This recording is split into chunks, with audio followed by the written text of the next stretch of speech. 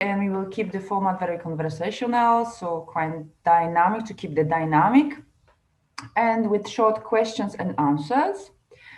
And while I brought some of my questions, so maybe not my question, but our question as a team, we also really welcome your questions. And let me explain how it will work.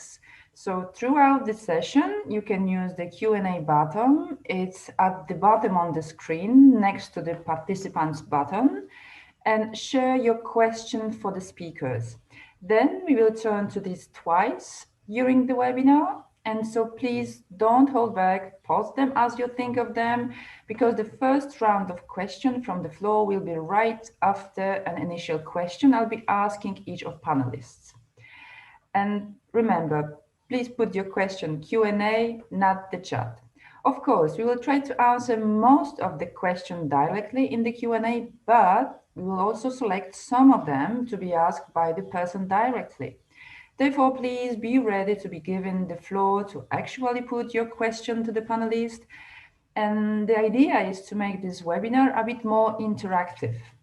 So if you are not comfortable with asking your question directly, please mention it in your question, adding a note like, I want my question to be asked by the facilitator. It's possible as well. And on that note, let me introduce and thank to Natalie and Timothy from Urgency. They will be together supervising the technical operation, monitoring the chat, and facilitating the Q&A. And if you are experiencing any technical issue, please send them a message through the chat. So chat, not Q&A. And note that the chat and the Q&A are two separate functions. So please do use the chat for technical questions and the Q&A for your questions to the presenters. Finally, if you are on social media, Twitter, Facebook, please use hashtag Food and More or hashtag CSA and mention us in your tweets. And thanks, yes. Before we move into our topic of the day, I would like to ask you to take a short poll that is now appearing on your screen.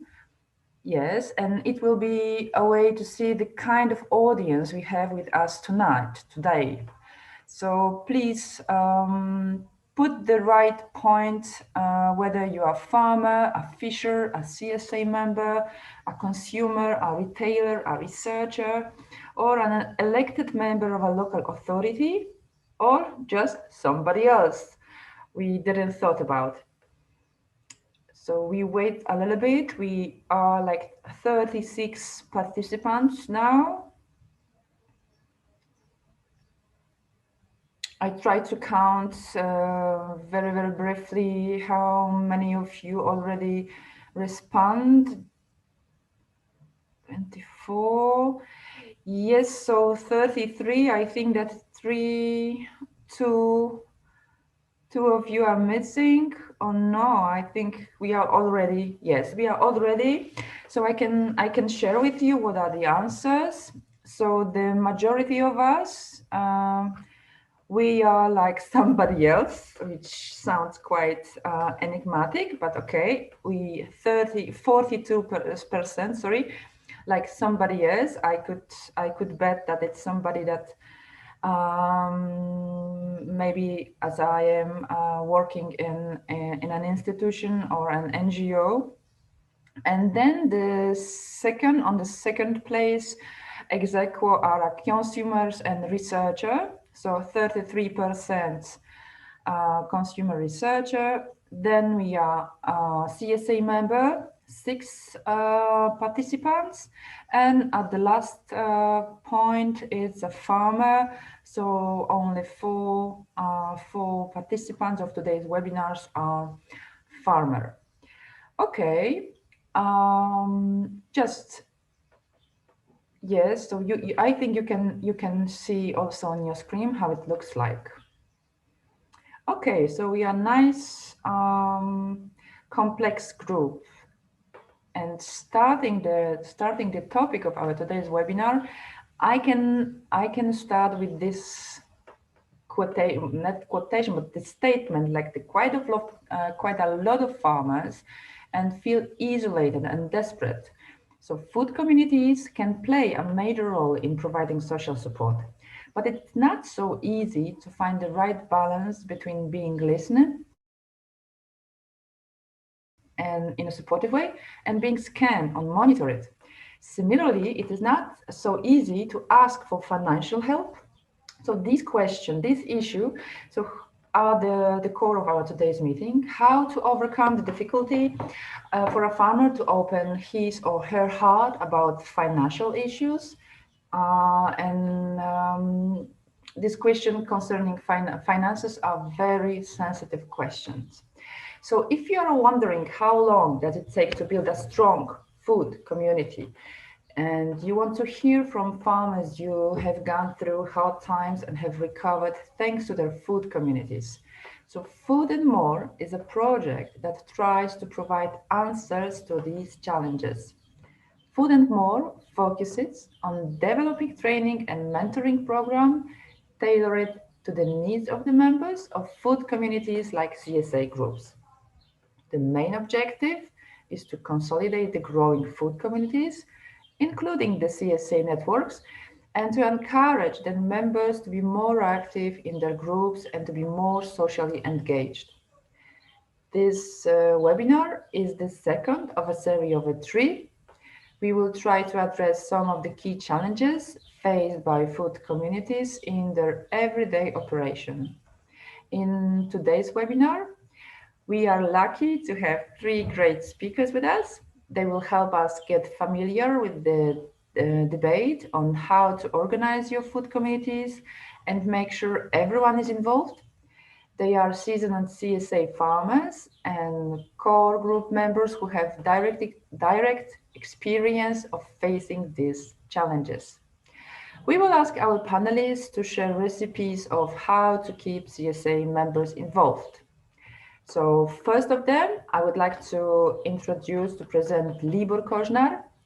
After returning from the USA, where he used to work as a planner, but also graduated from the local farm school, Libor has been farming on a small organic farm of 11 hectares in South Moravia since 2016.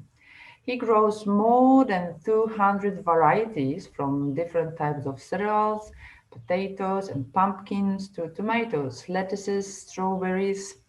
The production is sold both in the form of boxes and KPZ, and this is the Czech version of community-supported agriculture. The second panelist, it's Natalie Keene, who runs three community-based nonprofit CSAs in and around Oslo, farming in two of them and managing the other.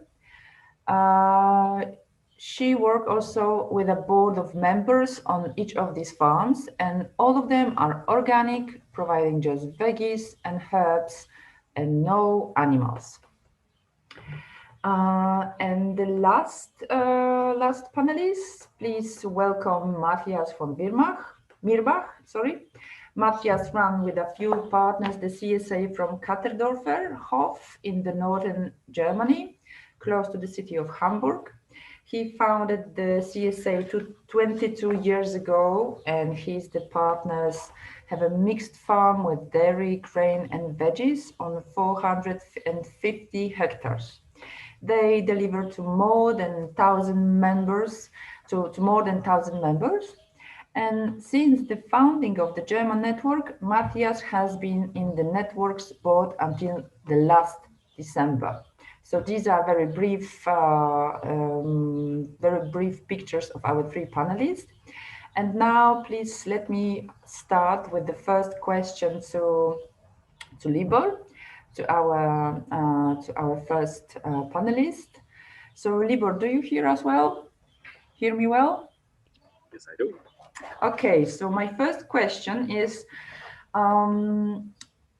you were in a difficult situation on the farm, and finally the CSA group helped you to recover. This is your story, we know that. So could we ask you to please tell your own story just by sharing your testimony, and maybe you will help us touching upon the reality of being a farmer facing such challenges? Please, if you could share with us some details of your own story of your CSA. Sure, I guess. Hi. Uh, yeah. Last year by this time, we had this project, uh, large Czech company. Actually, it was multinational company that is doing irrigation, building irrigation systems. We hired them for the third time to do third project and for us, and which was pretty pricier. It was run through a subsidies program of European Union, and it was roughly 500,000 crowns. And we didn't have enough money, so we lended some money, and we scrambled some of the money what we had, and as soon as the company started delivering some of the parts for irrigation, we just discovered that the company went to the bankruptcy and went through the process, or was going through the process of liquidation. And the whole thing got a little bit intense for us, and lawyers had to get involved from the Ministry of Agriculture, our own lawyers, and the lawyers for the liquidator. And all of a sudden, we didn't have the project finished. We couldn't get money back to the subsidies, and the people who we lended money from started asking for the money. And first thing what I thought would be just go to the bank and ask, take a loan and ask for a loan. And banks declined us. We are too young to have some sort of liquidity or some kind of assets and to show enough profits. So banks wouldn't give us any money. And people from the CSA start suggesting that we should open some of these fundraising or accounts on some of these fundraising platforms, or open a transparency account in our bank.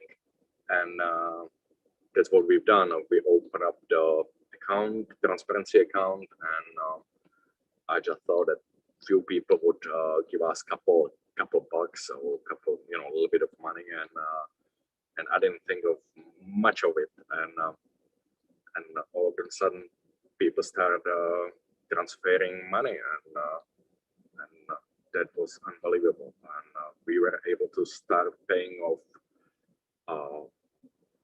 all invoices. We had unpaid labor. Our workers were unpaid a few months back, so we were able to pay back our workers. We were able to pay electricity bills and insurance, and that was pretty nice, because for a minute that was really bleak for us, and it looked like we were going to go through bankruptcy ourselves, that was going to liquidate us, because we didn't have the money that we counted we were going to get through European subsidies back. And thanks to all of those people from CSA, not just people from CSA, but people generally on the social media were so generous. Some people I know, they don't have money themselves, and they just donated symbolically some money, and they were just mentioning, saying, I would rather give you a few bucks than just to stand by, and that people want to participate, and that was pretty nice. I'm not sure if you can hear me. Yes. Okay. Yeah, thank you, Libor, for that story. As you mentioned, the finances are very, very sensitive and sensible topic for many of us. So thank you for sharing that. I remind you that in chat there are links to farm that Libor is owning, Živa Farma, and also to the Czech network of the CSA. You can open the link and see, if you don't know by now, these two places. So thank you, Libor. Now I can go forward to the second question to Natalie. So the question number 2 is like the term CSA encompasses a lot of different modes of organization. So we are lucky to have with us Natalie, that she's running 3, maybe not different, but 3 community-run farms in Norway. And Natalie, could you please share with us, tell us how do these community farms function in Norway, in Oslo?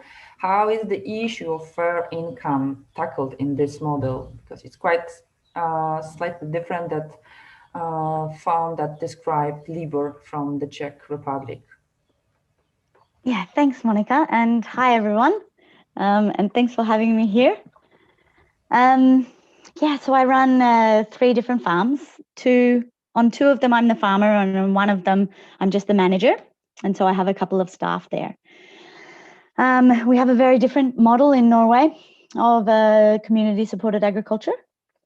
Norway is quite small in population. We have 5 million people in the country, but we have 95 CSA farms. We have a really strong network that upskills people thinking about joining CSAs. And we have, of course, Norway's a big agricultural country too. There's been I'll tell you more about our farms soon, but there's been for a long time a problem of farmers owning large properties that are worth a lot of money. They earn a lot of money, and then they hire in very cheap labor, social dumping, basically, and hire in cheap labor from overseas. And there's no such thing as a minimum wage in Norway. We don't have this like lowest level wage that anybody in the country can get. And it turns out that laborers on farms coming from, even as far as Vietnam and other places in Europe, as well as other places in Southeast Asia, get paid the lowest in a Norwegian society.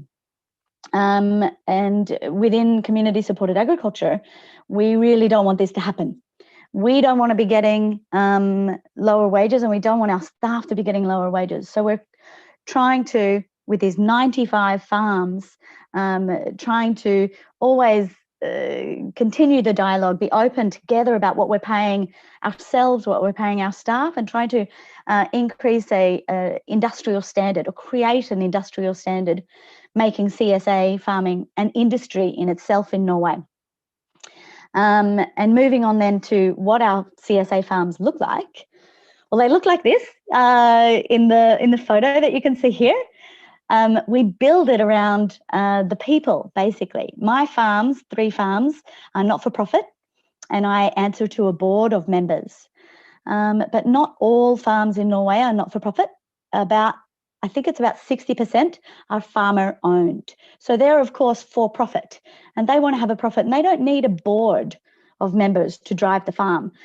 But on those farms, they're also creating a core group of members to help steer things, bring ideas, and bring activities to the farm. And I use my board to do that. We're all, of course, membership-based, like a CSA farm is, but our model is extremely participatory. So by that, I mean our members all work on the farm. In every CSA farm in Norway, it's a requirement that members work on the farm for a certain number of hours per year, around 12 hours per year. And we're open for many members doing much more than that.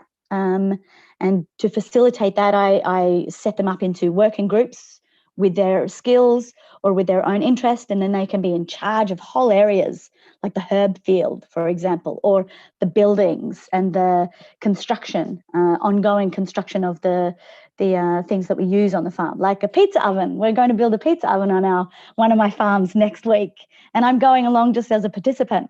I'm not teaching anything. The other thing that's participatory about our CSA farms in Norway is that the members all harvest themselves. There's only 5 farms out of the 95 CSA farms in Norway that do a box delivery, and I think only 2 of them are box only. So there's still 3 of those 5 farms that do a lot of self-picking. So people come and harvest their own veggies. I send out a harvest message each week, and they go along and they pick their own veggies. So it's really, really participatory. So I've got to design the farm with a social area at the centre to create this community physically, and also then my walkways are big enough for older people or little kids to run along. And we also think about people in wheelchairs and things like that and how they can access the field. Yeah. Yeah, thank you. That's it. Maybe one question from my side, just to precise, to who belong the grounds on where your farm are placed? So 2 of the farms where I work, this one, the big one, a big photo, is just outside of Oslo, literally maybe 4 minutes outside of Oslo. And it's owned by the Oslo municipality. It's a historic farm, but it's rented by a farmer who farms the land, and then we rent from her and him. And then the 2 other ones, we also just rent a corner of a field of somebody's farm. And we're paying just subsidy prices for our rent. So our rent's quite low, and it's exactly the same price as our subsidy would be for having organic veggies growing on that space. So rent works out to 0, basically. Okay, thank you, Natalie.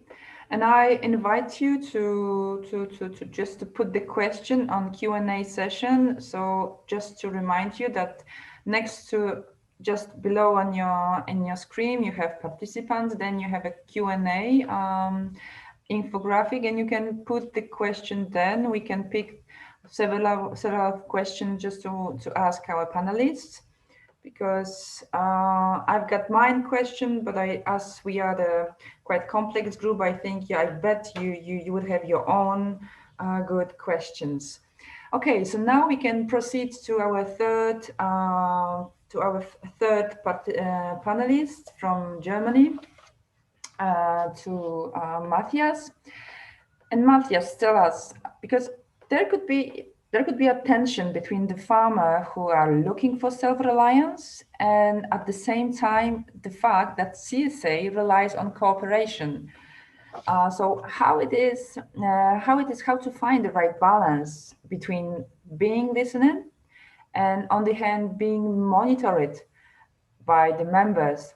And what is your experience? How the responsibility of someone in the group to support the farmer to be closer and explain the situation to the rest of the group?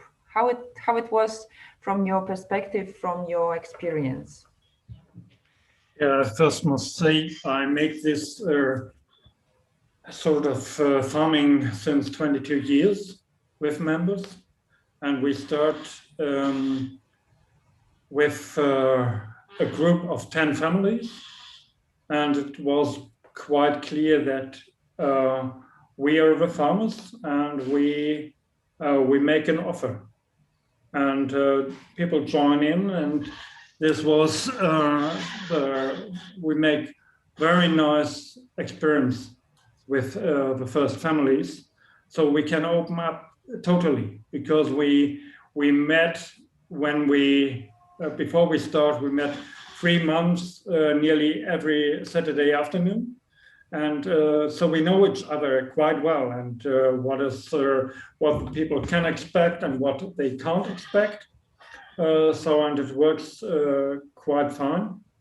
And then our CSA grows. Now I said we're on a size with nearly 1,000 members, with full food, not only veggies, but also dairy products and meat and sausage and potatoes and grain and a lot of different veggies and herbs and salads and so on. That it was, yeah. And if it changes, there comes more and more the question: who take the decision? That was not a question in the beginning. And because people think they should decide more what happened on the farm. And so we are a bit distracted about this, because in our beginning it's quite clear we are the farmers, we deliver food, and we have a nice community about this. And then we have a good luck that one of our members offered us and their very critical members a seminar, and it goes around the question, what are with decisions? Who has to make decisions? And we worked out quite clear that all the things that belongs to the farm, that should be stayed by the farmers. And when we get this decision through, it gives a lot of calmness. And also because a lot of people trust us as farmers, because they make their experience that every week they get the good food.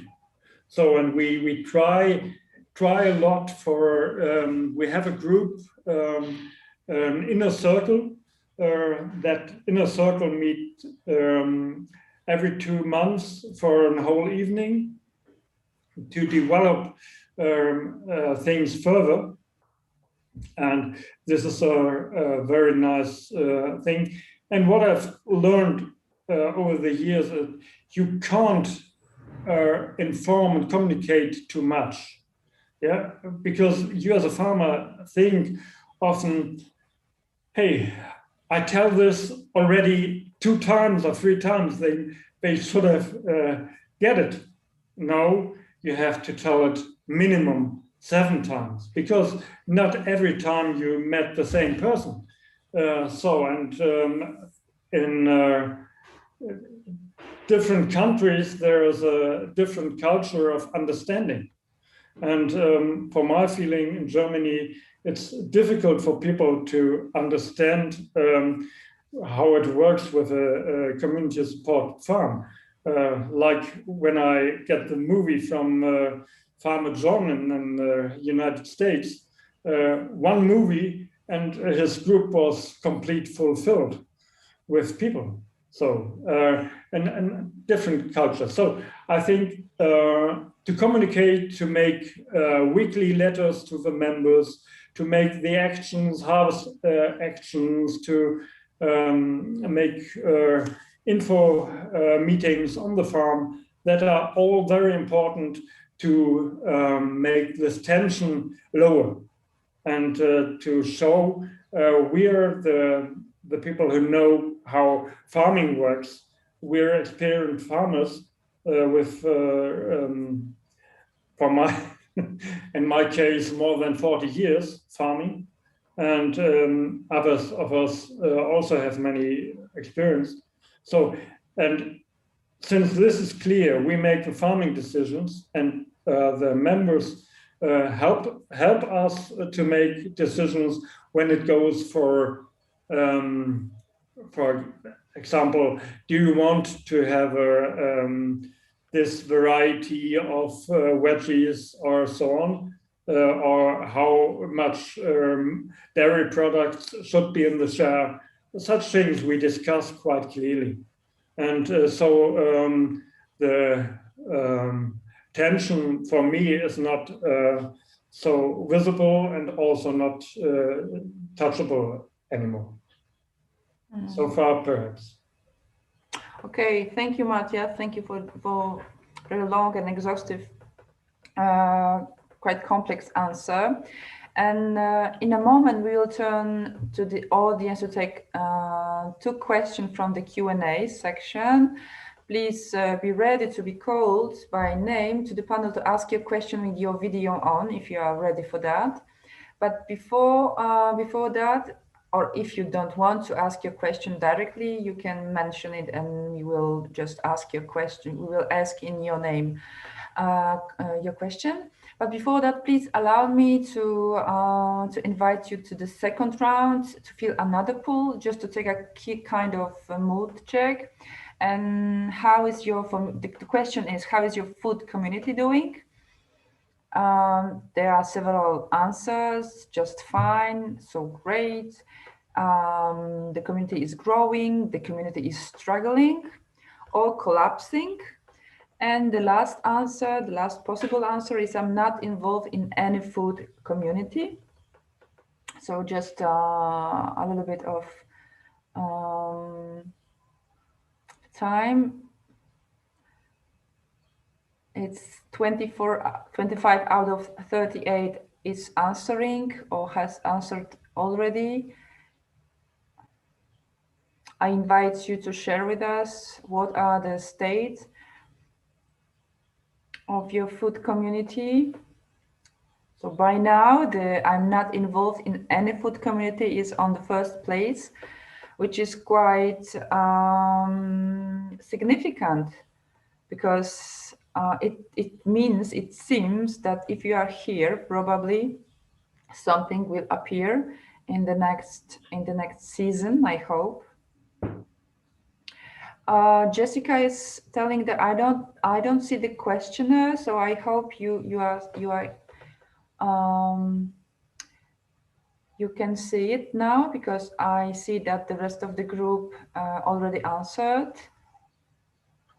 If Natalie or Timothy could ask you why it is so. Okay, we are 32 of 38 with answer. So the last six of you who didn't answer, okay, maybe it's us, like the panelists and me and the team. We are the 6. So okay, so just sharing with you the answer. So as I said on the so ex aequo, it's I'm not involved in food community, or my community is growing. So 9 answers, each has 9 answers. Then on second place is my food community is just fine. There is no one to answer so great, but I think it's all about modesty. And 5% responded that they are struggling, which is quite significant, which is quite interesting to have you here, because you can ask those of our panelists who has their own community quite flourishing, so maybe they can answer you. And one person answered that the food community is collapsing, but maybe this is the only end of the season and the new one will come. Okay, thank you. I will stop share the result. And now if I can ask, I can ask Solange Ngola to ask your question. Could you please turn on your video and ask yourself your question you put in the Q&A section. Are you ready for that? Hello. Hello. Yeah.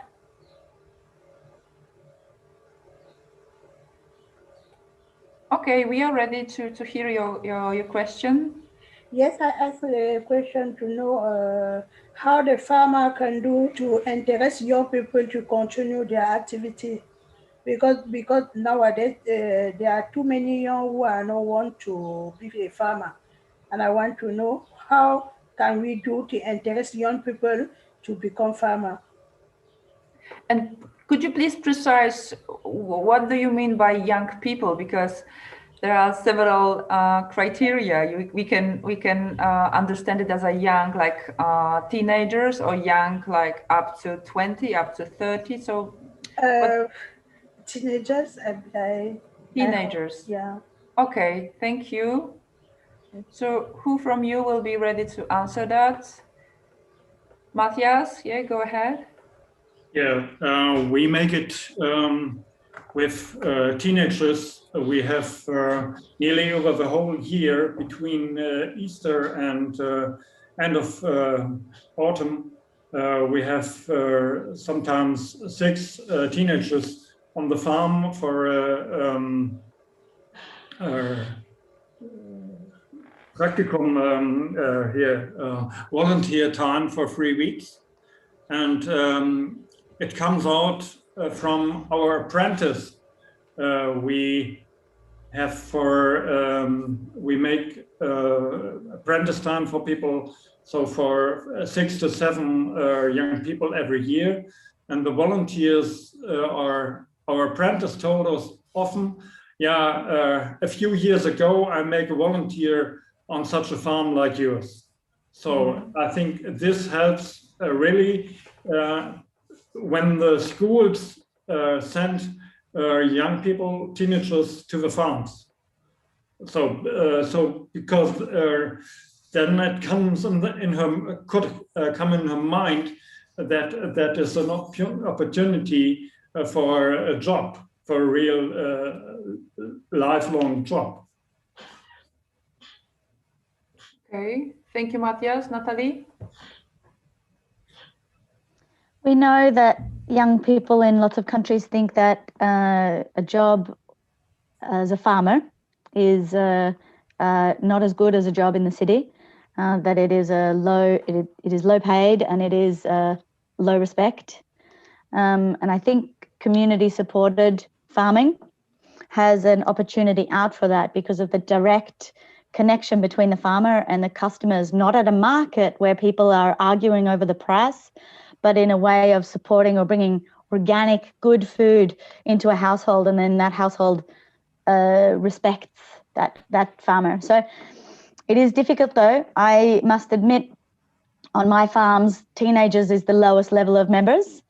They're members when they're kids, and then when they start being a teenager, for between about 14 to 17, they drop out. They tell their families they don't want to be a member of the farm because we don't have family memberships. It's per individual because every family is different. And then when they're 18 or 19 or 20, they come back to the farm because they realize what good food we provide. So that's quite interesting. They regain their respect for the food system and they regain their respect for us as farmers when they become young adults. So I really think that there's a key to it is the connection between the farmer and the consumers, and the consumers understanding directly the challenges of farming on the land and the respect that actually deserves. Okay, thank you, Natalie. Libor, could you add something from your perspective? How would you attract young people to your farm, to be active on your farm, on your community? Well, we don't really have that program. We do have a couple of teenagers coming to our farm and just volunteering there, but we are not focused on teenagers. Even though we have next week we have a kindergarten coming, and I guess that's a good start.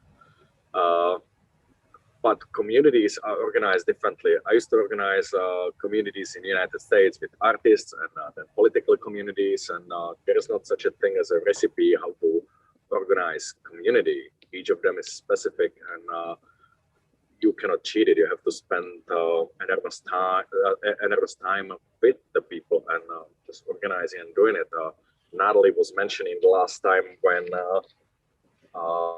when we had a test call right before this one, that she's working, what was it, like 5 to 10 o'clock at night. That's what we do. We work at the farms, even though you, Natalie, work with the people. I work with the workers and in the field. And Mathias has a completely different sets of or different scale of farming. They're huge, or it sounds like they're huge. So no, I don't have good advice for anybody how to organize young communities. And by the European Union definition, a young farmer, it's anybody below 40 years old. Okay, yeah, and with this optimistic approach, who is the young and who are the thank you, Libor. Are you okay with the answer, Solange? Did you receive the answer for your question, Solange? I hope so. And the second question, I would like to ask in person Elizabeth Henderson. Welcome, Elizabeth. Could you ask could you ask your question you wrote us in question and answer section?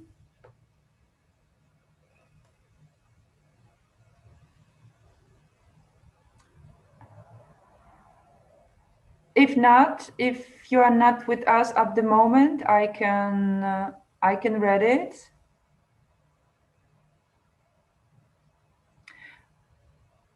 Okay, maybe Elizabeth is not in the moment with us, so I will read it, and if Elizabeth will join again, maybe she will add something extra. So the question is like this: CSA growth in Norway has been swift. There were only 20, with 20 more in information when I came to the second Norway CSA conference. How has this time happened? Is there training available for CSA farmers? With your concern for living wages for the farmers, are you also able to accommodate lower income members? Great question. I want to answer that so much. So on lower income members, I come from a low income background myself. I'm not Norwegian. And so when I started working on these farms, I wanted to try and make them more accessible to people with different physical abilities, but also to people with different incomes. So one of the schemes that we have is that schools can join, and then the Norwegian government pays for it, and school kids can be members. The other thing is that, of course, low-income families, they'd like to be members. So we offer them a much lower membership. Our membership is not super high. So in euros, it's 280 euros for 1 year.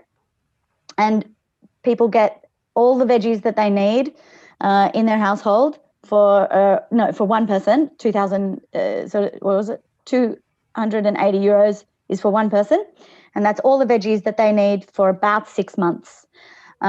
We can't extend the season much longer without big investments in infrastructure. But sometimes it's still a little bit too expensive for people. So we've got a much cheaper share for much lower price. We're not profit, so our prices are cheaper. And this share is offered to people that can work a little bit more. And I recognize that work can't always be physical, because I might have the double problems of not being physically able to work more on the farm and not being able to pay. So then I offer them other jobs, helping me with administration, the website, social media, photos, whatever. But this is called a working share, and that only costs around 140 euros for 1 year's membership. So we do that. Yeah. If there is a family of 4, so you will multiply by 4. Yeah, kids cost a quarter of that price, and teenagers cost half of that price, and adults are that price.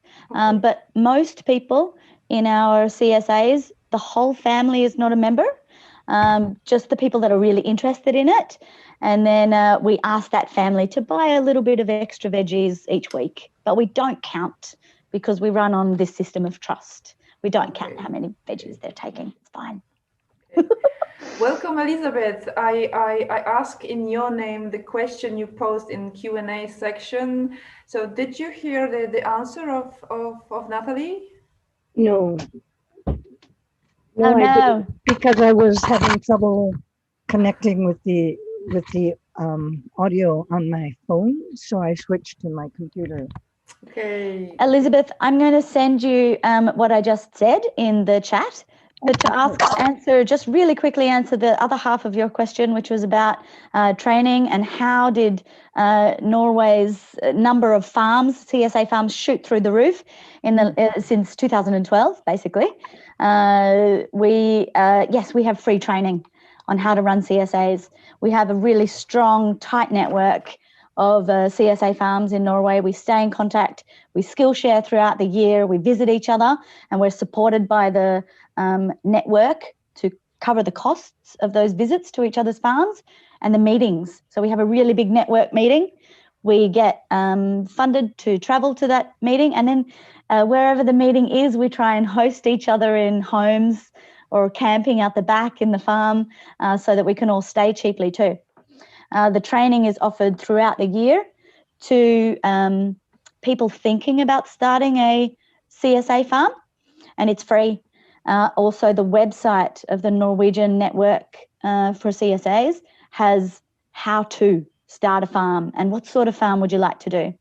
And finally, for most of the farms, all the farms that are non-profit, which is just under half, everything that we do is transparent. All our economy, all our accounts, all our decision-making, minutes of our meetings amongst the members, it's all available to everybody. So we learn a lot from each other and reading through each other's websites and documents and things like that. That sounds fantastic. That sounds, the only other network that I know of that's been that supportive was Ikitea, which has now transitioned to be run by the farmers themselves as a cooperative, CAPE. In other countries, there isn't that kind of support, and I think that really makes a huge difference. Where does the funding come from to pay farmers to go visit one another? Probably the oil fund. Oh, well. I mean, everything does. Everything in Norwegian society comes from the oil fund. We're funded by the Ministry for Agriculture. Okay. Yeah. Thank you, Natalie, for your very wide and detailed answer. And yes, the two sides of one coin. Yes, so we can cherish the CSAs blossoming and growing in Norway, but the good thing is that even that the government, the municipality of Norway, they are using in a good way the funds. So it's okay. And thank you for the very active audience, and thank to all panelists for the answering for that question. We will be going back to Q&A, but now, if I may pose another question to Libor. So Libor, besides the financial support provided by the food communities like CSA, what other kind of supports can the community give the farmers? And because very often farmers feel socially isolated. So what is your perspective? What is your experience on that problem? Oh, geez, yeah. The mental support, the people are just I don't know, talking to the farmers and supporting, just standing by you and supporting you and trying to empathize. People also come to the farm on the weekends. They make the trip and they help with work and they touch the ground, touch the soil, touch the plants, and that's people can talk and chat. That's nice as well. But generally, that's the social issue and the isolation and the financial stress and the stress of environment and climate change. It can be pretty heavy.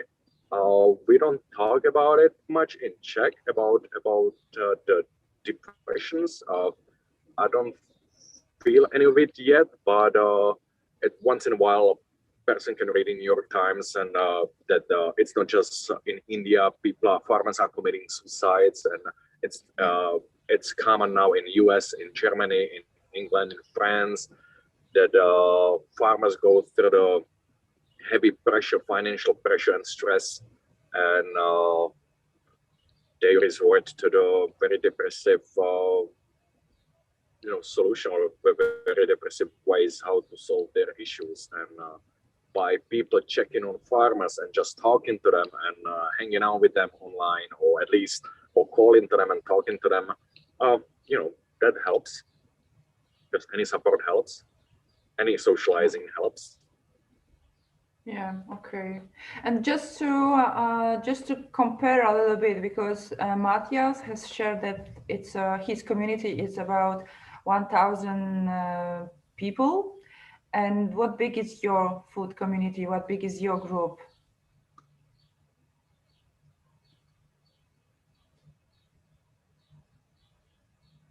Libor, did you hear me? What big is your group? I thought you were talking to Mathias. Oh, no, to you. How big is your group? My mistake. We have about,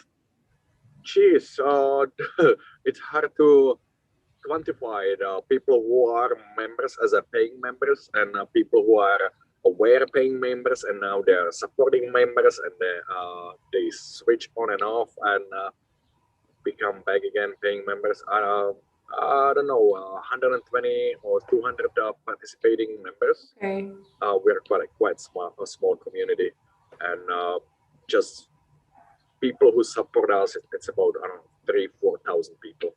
Okay. So it's just give me some kind of a scale. Thank you, Libor. And another question would go to Natalie. So based on your experience with so many different CSA groups, could we ask you to reflect on the issue of time that we should consider for building community?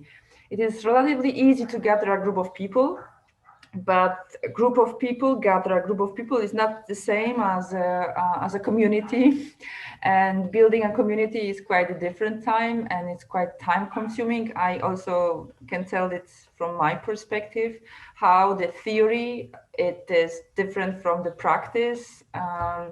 So from your perspective, how much time does it take to build a strong food community? I know it's not a accomplished work that one day you could say it's already done, but just at the moment you can start to tell, okay, we are not a gathering of several people, but we are a group of food communities. We are good communities. So how much time do we need to reach that moment? Yeah, like you said, Monica, it's an ongoing thing. I won't put a time limit on it, but I will say that it's one of my the things that takes most of my time, but it has such a big payoff for investing so much in my time in that it's so valuable. So here in Norway we have long, dark, cold winters where there's nothing happening on the farm, and to keep that community live, usually when it's not a pandemic, we can meet. And we have little gatherings, really interactive meetings where we get feedback and share ideas. And we also can go to the farm and light the fire and have a little party.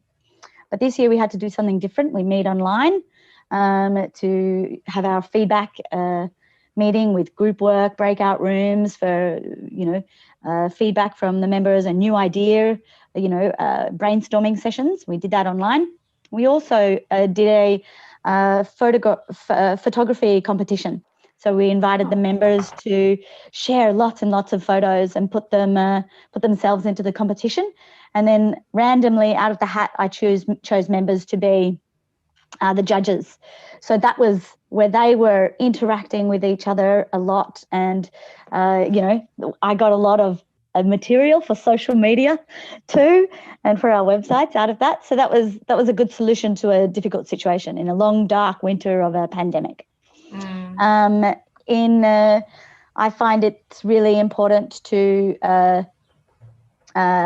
pick my board, obviously suggest people for being elected. I can't elect them myself, but through the year, when I'm working with everybody on the field nearly every day, I meet people that sort of shine out a little bit. They show more interest, and those people I really try and cultivate into joining the board because they will be useful for me, be really active board members. So it's one thing is to cultivate a community in the off season.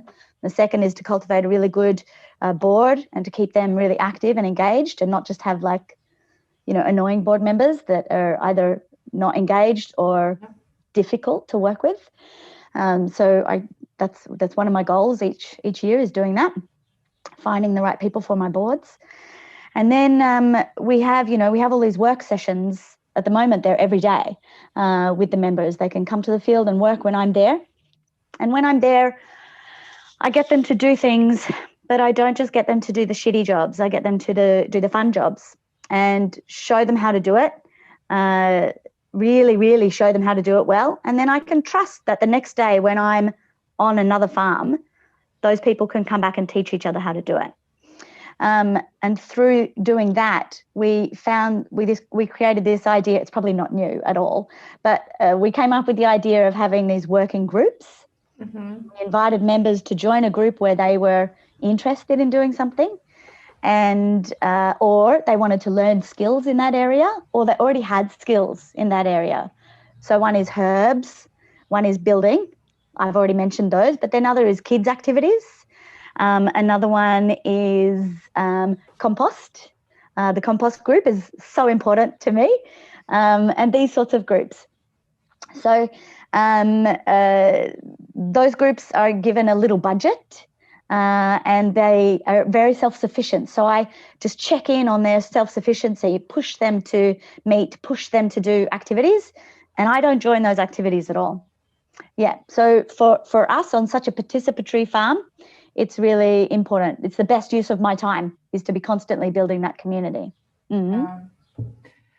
Thank you. It's not an obvious recipe how to build. So yeah, no, there is not. Okay, so the last question in this round will go to Mathias. And farming on CSA farm is a commitment, but more than a job. It's not a regular job. So when you will draw the line between the CSA, the work you devote for CSA, and your private life, because you are like 24 hours per day at work, in fact, because it's a farm, it's also a place where you are living. So when and where will you draw the line between CSA work and private life? Mathias, the question goes to you. Yeah. Look, for my feeling, we to run such a huge CSA farm, you have to make rules, and one rule is that all the questions of our members go via mail, and we have a co-worker who cleared up these questions and give it to us as farmers, and then we answer on this, and then it goes further. And also on the meetings, it is clear we are there as persons, yes, but I think our members understand, most of them understand that you need also a bit private life.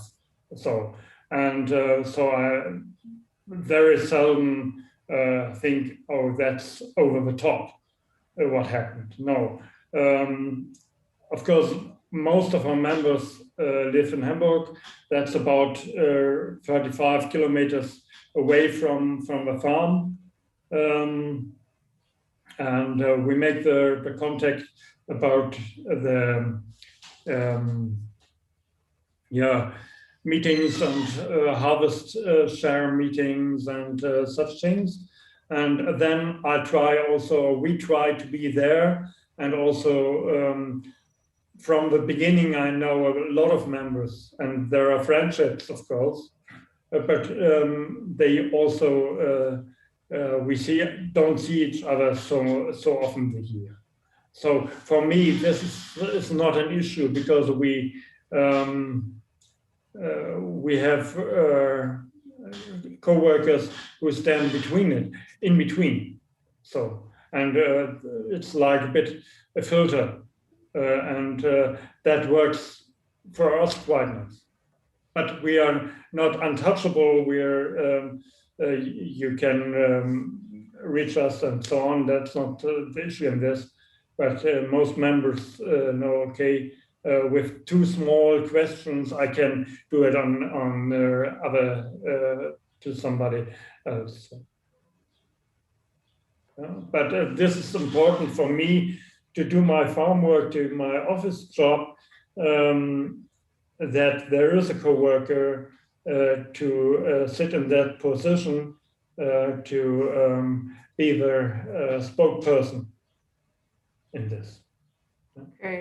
Okay, thank you, Mathias. And now we can go to the second round of questions from you as the participants. The first one, I will read myself as the author, Ruth Kutcher, asked for us. She's not ready to answer to ask the question online. So I will read it. Are there farms in your networks that are located too far from members to get there easily? In our large city, Fuse USA are close to our farms.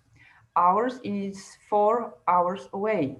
So most members don't even interact with our farmer except by reading his letter in our newsletter. If so, how do you as a farmer maintain contact with your members? So what would you respond on such a question? So how do you as a farmer maintain contact with your members if your farm is so far away from their home, from the living areas? Who's from you would like to answer? Okay, Mathias, go ahead. Yeah, I would say organize once a year a huge meeting, or 2 meetings, so the people can share to which meeting they subscribe and come, so that there is a relationship.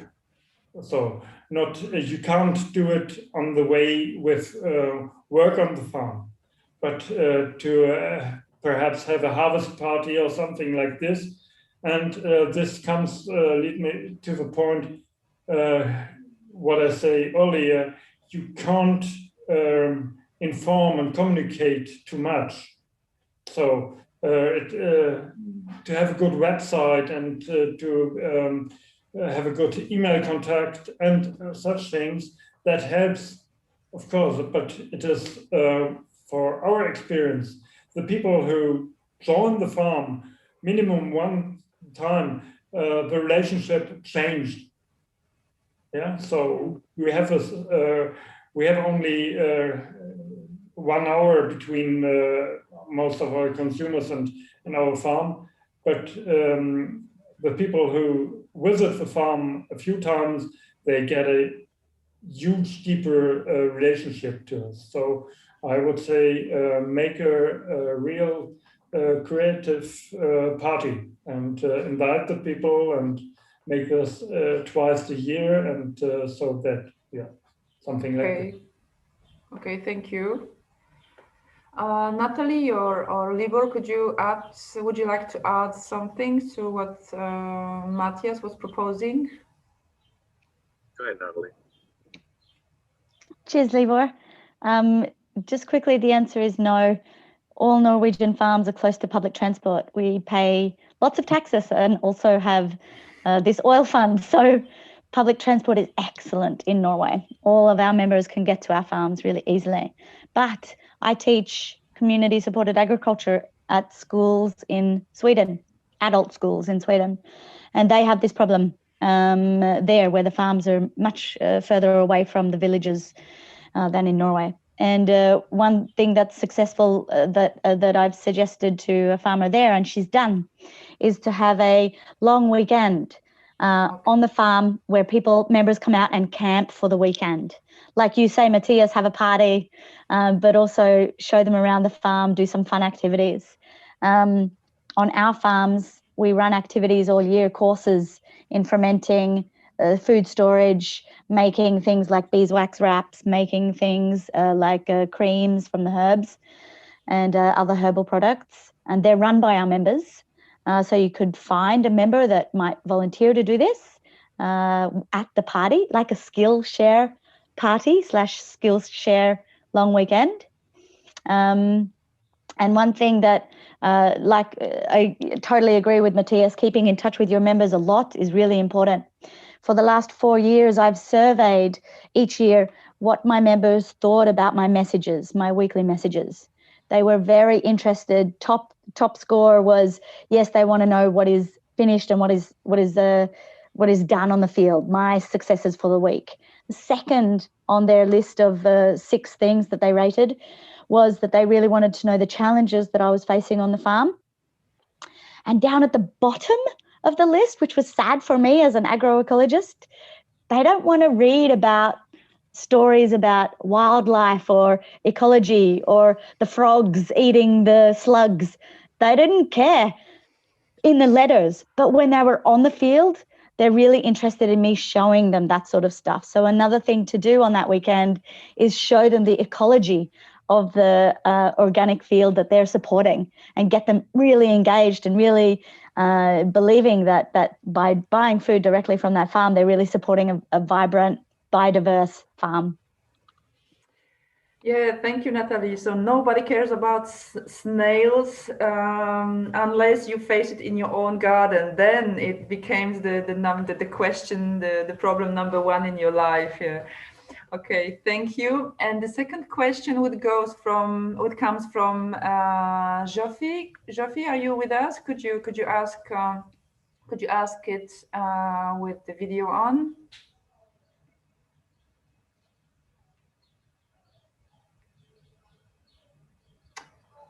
Hi, yes. Hi, Jofi. Hi.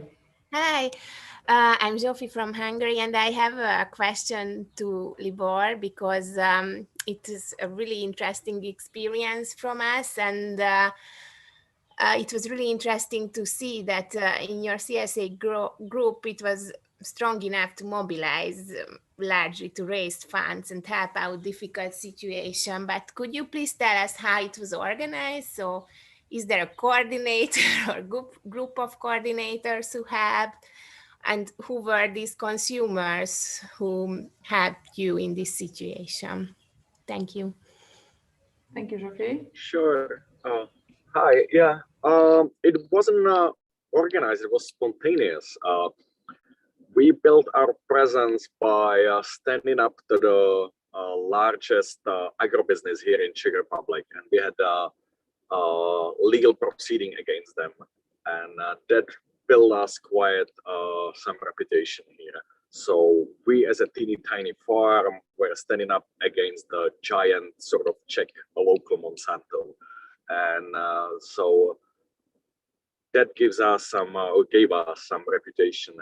And in the moment of need, people just suggested to open a transparent account, and because of what we do and how we do it, and because of our values, people start helping us. But you know, those are individual values, and that was speaking for us what we do, and people were in solidarity with us. I don't have any recipe for that. I don't know if that answers your question.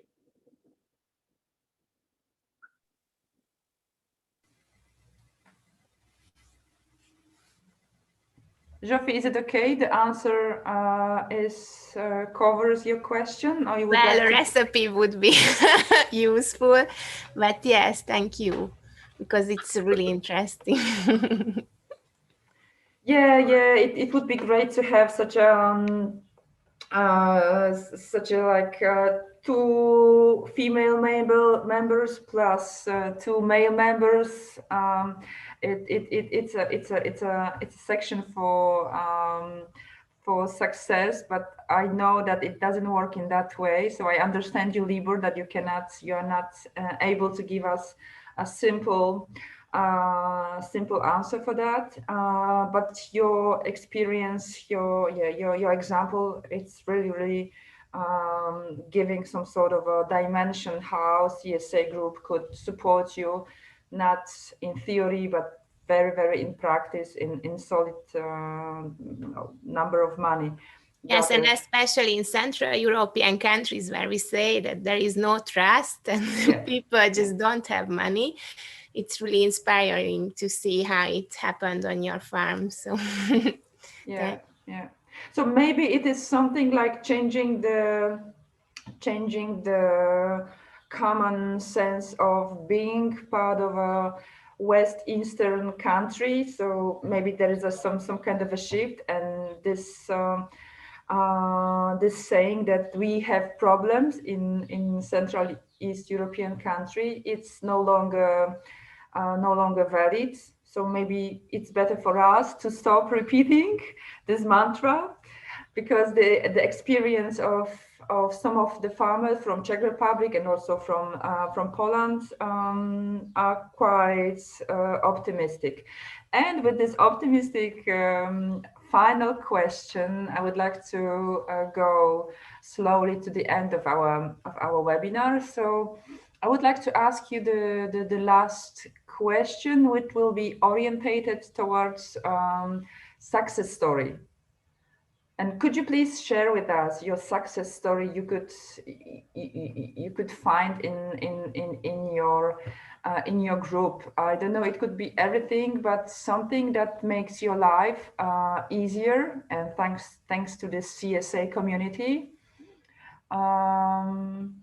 Whatever comes to your mind, just could you give us some kind of examples?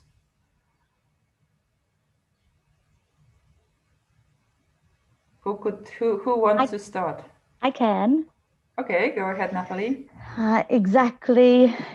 No, 1 week under 2 years ago, I developed acute tennis elbow one day on the farm, and I was working by myself all day, and I just kept working on it, and it's still really bad.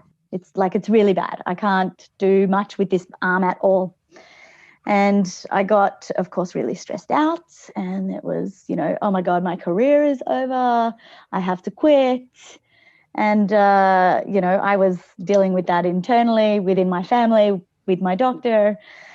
And then when I finally told the members of my farms that I had 2 farms then, that I couldn't do this, they said, no, we can do it. And you just tell us what to do. And that's still the case. I'm mostly just telling people what to do on the field. and I even got a 3rd farm. And when they offered me the job, it was through word of mouth. They said, we want you. And I said, look, I still can't move my arm. I can't do things. I can't pick things up. I can't dig holes. And they said, no, that's fine. We have all the members to do that. So this Norwegian model is of extreme participation is incredible. It means I obviously have to have less control over the perfect lines and the plants and where they go and things. Sometimes it gets a bit crazy, but I'm just like, cool. I'm really grateful that the members step up, and I'm with them every day on the field, but they're there for me because they know that I can't, and they don't let me pick anything up. They don't let me do the heavy work at all. They take the tool off me when I start to do it. So that's amazing. Yeah. That's why I think cultivating community is top of my list of things to do. Yeah. Yeah, thank you. Thank you, Natalie. Mathias or Libor, could you share, or do you have any such a positive success story from your community? Well, I don't have one I can pinpoint to. I think the whole starting of our farm and everything else, and until now, it's just pretty amazing what people are doing and how people are interacting and supporting us, and just how people are giving you, once you open up yourself and you make things transparent, people just cling to you, and people just give you some affections, and people call you back thanking for carrots and potatoes and talking about things and about change. I cannot imagine that I would go, I would do the same thing when I'm buying shoes, that I would go, I don't know, to the Tesco or any supermarket, and I would say, hey, cheese, can I talk to somebody in the aisle 4 and thank them for beautifully arranged shoes? I mean, I would like that too. And the people who stock up the shoes or chips or, I don't know, they deserve it as well, and because they're hard workers as well. But with the food, it's something else. And people understand that that it's a heavy job, and that you are working all the time. I'm right now sitting in the van and delivering CSA, I just brought from the bag. There's some herbs here, and so it's demanding, and I think people understand it, and that you are not somewhere sitting in the chair in Bahamas and just funneling money away. That it's a mutual trust and relationship with the people, with the consumers who are getting the food, and it's fresh. It's nice at their dinner table, and I don't know. There's something about the food. It's just the whole thing. It's amazing. Okay, thank you. Mathias, could you add, do you have something to add to that success story? Yeah, I would share two stories. One, it is 8.5 years ago.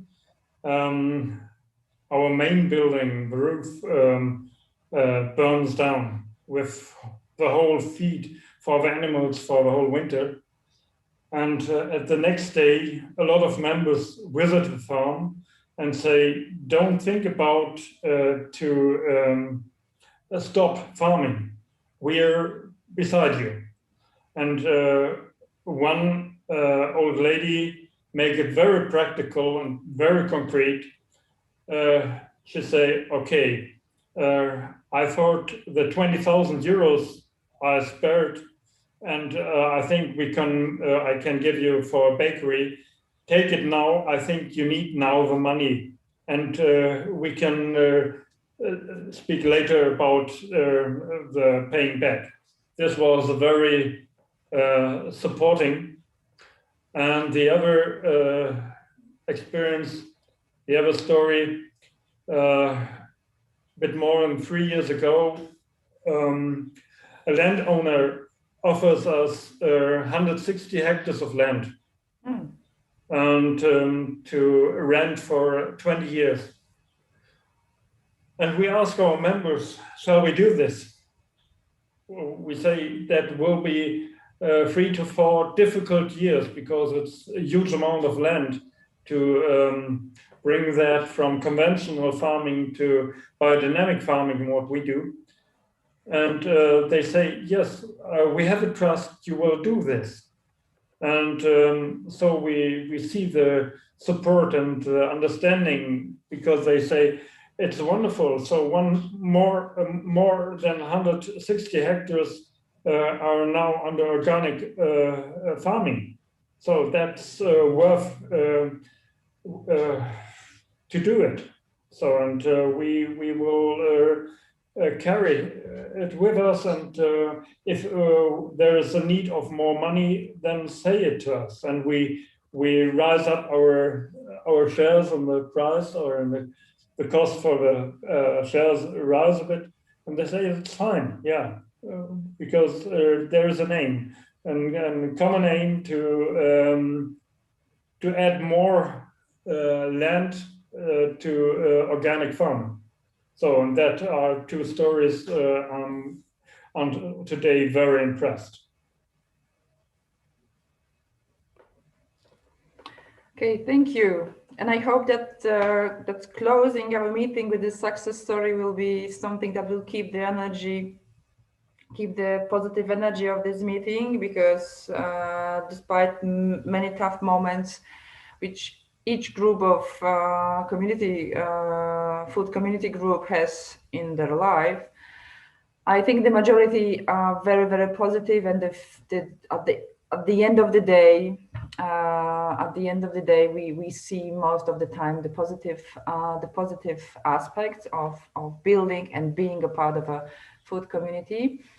And just to close that meeting, close that webinar, I would like to remind you that our webinar was registered, was recorded, and it will be available within a few days, so you can share it with all your friends. It will be shared on our YouTube account, and also on Facebook, so stay tuned. Thank you very much to all of our guests, to our panelists, to Natalie, to Mathias, and to Libor. Thank you for joining us and to sharing with us your experience and your all-day perspective. Also, big thanks to the whole team of partners, to the great organizational support. And please check our social media accounts. And if you would like to stay in contact and hear about future webinars, because there will be one extra webinar, the June 22nd, and the topic of the last webinar in this period, in this season, will be Food Communities Mentors. So now at the end of the webinar, we will put a short poll so that you can share your thoughts and help us improve the preparation and content of these webinars. So each time we progress, we hope we progress with organization issues. So it will take not more than 5 minutes to answer it. We will keep the meeting open a few minutes more, than you can have time to fill in the pool and before ending the meeting. Thanks again for your participation, for your questions. Not all questions could be asked, not all questions could be posed to our panelists, but they will not disappear. We will have it in our mind. And if there will be another good option, we will try to answer in next webinar or next meeting. We will probably and for sure provide to our community, to our food community, because how to not say that we are members of food community gathered and being composed, but many smallest, a little community. So thank you once again. We are still on, and for you will be the last poll. Please give your 5 minutes to answer, and your answer will be very, very important for us to improve our next meeting. Thank you for joining, and see you within 1 month.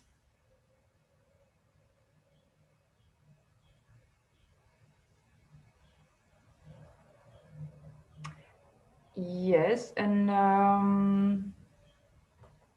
Is that it?